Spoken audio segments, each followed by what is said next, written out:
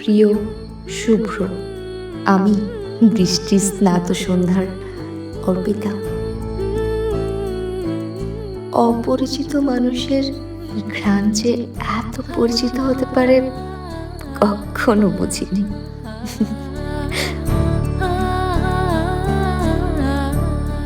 মনে হয় আমাদের হাজার বছর ধরে পরিচয়।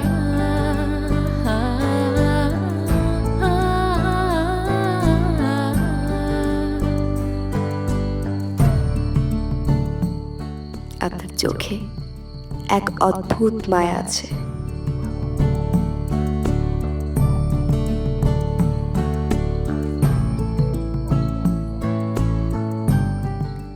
আপনি সুন্দর, ভীষণ সুন্দর।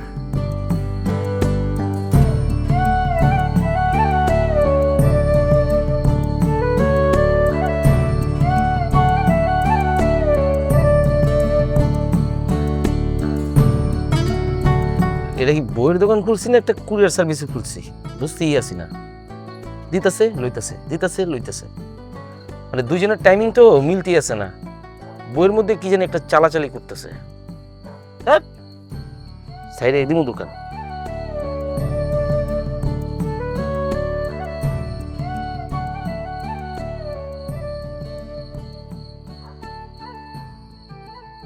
অর্পিতা, তুমি আসছো? এত দেরি করলা কেন? কই গেছিলা? টিউশনিতে ছিলাম। ও, টিউশন দিলা? বেতন পাইছো? এই তোমার চাচি খালি ঘ্যান ঘ্যান করে, শুধু বলে তুমি 2 মাসের কথা বইলা 6 মাস ধরে আসো। এখন তোমার চাচিরই তোমার দেখতে হয়। তোমারেও তোমার দেখতে হয়, তুমি আমার বন্ধুর মেয়ে। এই আর কি, বুঝছো না? আমি তো আসলে হাসি খালি দেখা দেখি নিয়া, এই সারা জীবন খালি এই দেখা দেখি কইরাই গেল আর কি। আমি সামনের মাসে দিয়ে দিব। হ্যাঁ, আচ্ছা ঠিক আছে। সামনের মাস যে আর কবে হবে, কোন সময় হবে?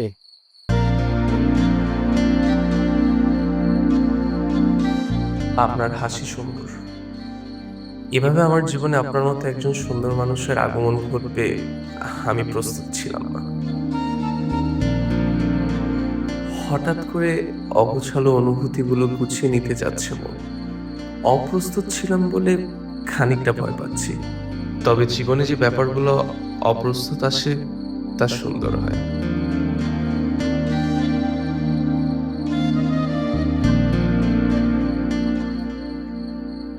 দেখা হবে আমাদের আবার হুট করি, সেই মুহূর্তের অপেক্ষা।